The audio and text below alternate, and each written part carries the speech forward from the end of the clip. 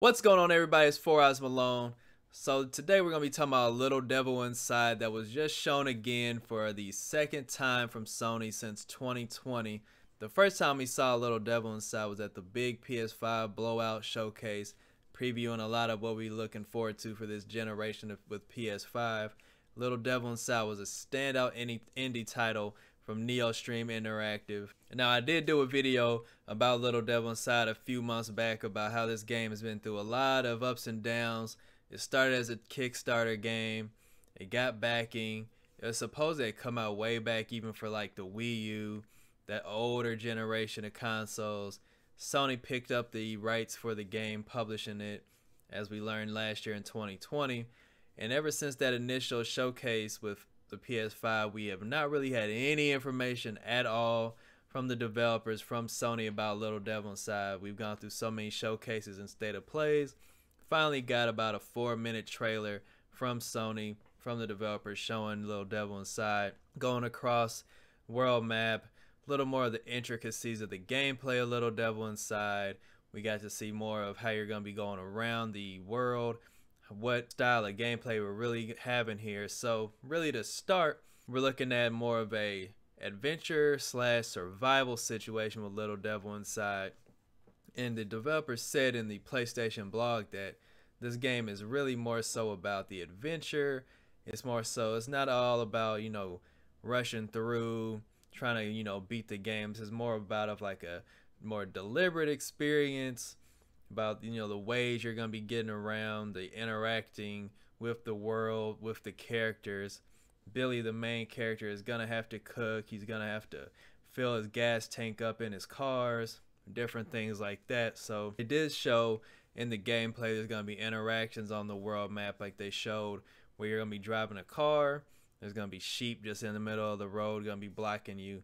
They say some interactions like that are going to be forced and you have to deal with them, and some you don't have to deal with them at all. You can just go around the situation. They show more of the world map where you're going to be using the world map you're going to be walking around in kind of like an old school Final Fantasy world map, whereas overview you're going to have these little like doll characters of the guys you're walking around with. When something happens, you can shift into the real view. You're going to be fighting, as we've seen multiple times in other gameplay, sword combat, which the combat I think looks great. I still think the art style looks awesome. The music is cool. They show more interactivity, more dialogue with characters you're going to be running across on missions. There's train travel. Now, they did say there's no fast travel in this game, which leads into the deliberateness of this video game. Kind of reminds me of Red Dead Redemption 2 in that sense, where the pace of that game was so, you're gonna be doing it this way, it's gonna be like this, for better or for worse, depending on what kind of player you are. I've been excited for this game. I've talked about what all the issues they've had with development. I'm really curious, what's been going on this whole time. Obviously, we've been dealing with the pandemic. This game got backing from Sony, which means, they were able to put more money into the game. And you can see that. And based off the PlayStation blog, they've said that, there's going to be more information coming. Initially, going into the state of play, I was saying I really hope we get a release date. They showed the trailer for the game. It ended. No release date was shown. But before I made this video, it looked like they did a little quick edit on it and showed 2022 at the end. So will that date hold? I'm not sure. Definitely, I'm definitely not sure. I don't know. I'm not in the room. But 2022 to me, with the way that this is going, there's a packed bunch of games in the first quarter of 2022. I don't think we're going to see this game until at least May or June, to be honest. Now, it could come sooner. I mean, we've been waiting for this game for so long.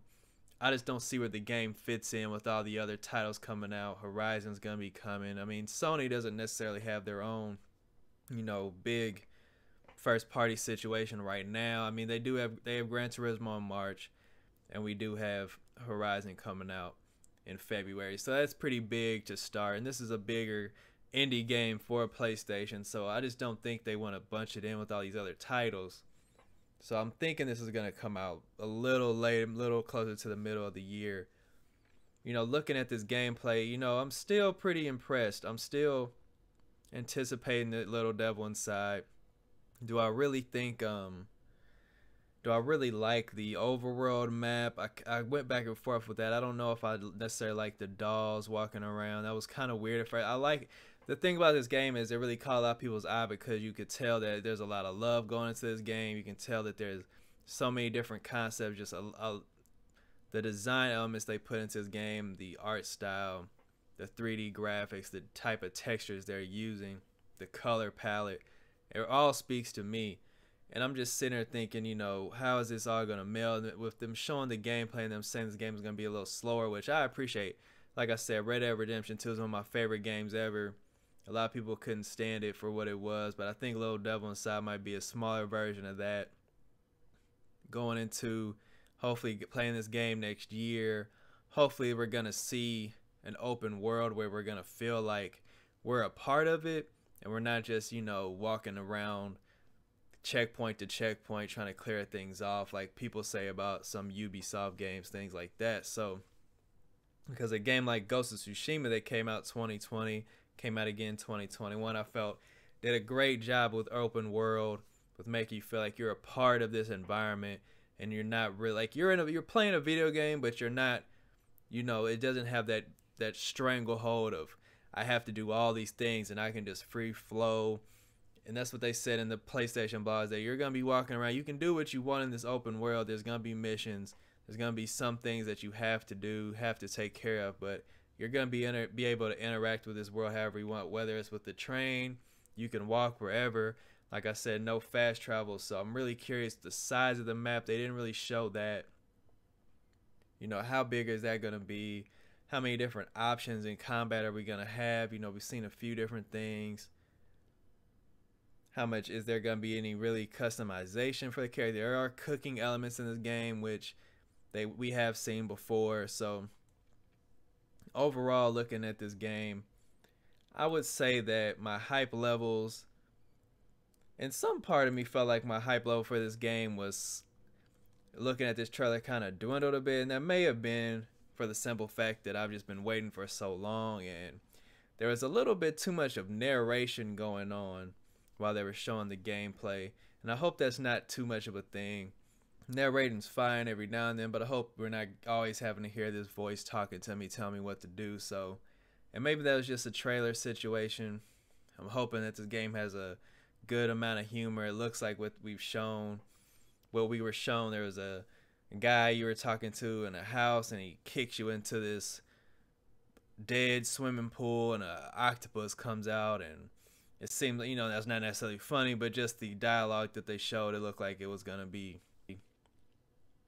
different little subtle things like that, little quirky things, a nice cast to kind of invest yourself in. So, overall, looking at this game, I'm not going to necessarily do the deepest of deep dives on it.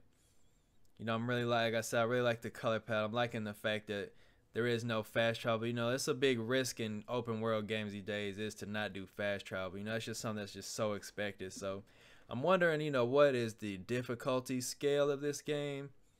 I feel like with indie titles, there's there's so many discrepancies or conversations about what an indie game should be, what we should get out of an indie game, what kind of experiences, with certain art styles usually lead people to think certain ways about games, but this being them telling us this is going to be a more slower paced survival action adventure, leads me to believe that there's going to be harsh encounters. They showed something I didn't say. They show harsh environments. You're going to be walking through deserts. You're going to be going through frozen areas. So there's going to be these different situations you're going to have to handle a certain way. So I wonder if is it going to be in a Zelda way where it's going to be puzzles, or is it just going to be, you just got to buy a coat from somebody, or you just got to make sure you have firewood or something like, different things like that, eat certain foods. So I don't think they didn't answer too many questions in that regard. But from what they did show, I'm glad we did get to see more. I'm just a little upset that, one, I was hoping this game would come out this year. But in the day, I'm still excited for Little Devil Inside. I'm curious what you guys think. Let me know in the comments. Hopefully we can get more videos later down the road. I'll be able to do more closer looks at things. I mean, this video to me, this trailer they showed, it showed a lot. But how much is there really to say besides the fact that, you know, they finally showed more. We got a 2022 release window, release year, however you want to call it. So I'm curious. I really want this game to succeed. I've been looking forward to it for over a year now, like many of us have. Let me know what you think in the comments. My name's Malone. Peace.